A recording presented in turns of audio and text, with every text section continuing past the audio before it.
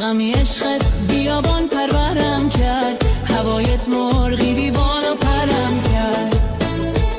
مرا گفتی صبوری کن صبوری، صبوری خاک عالم بر سرم کرد.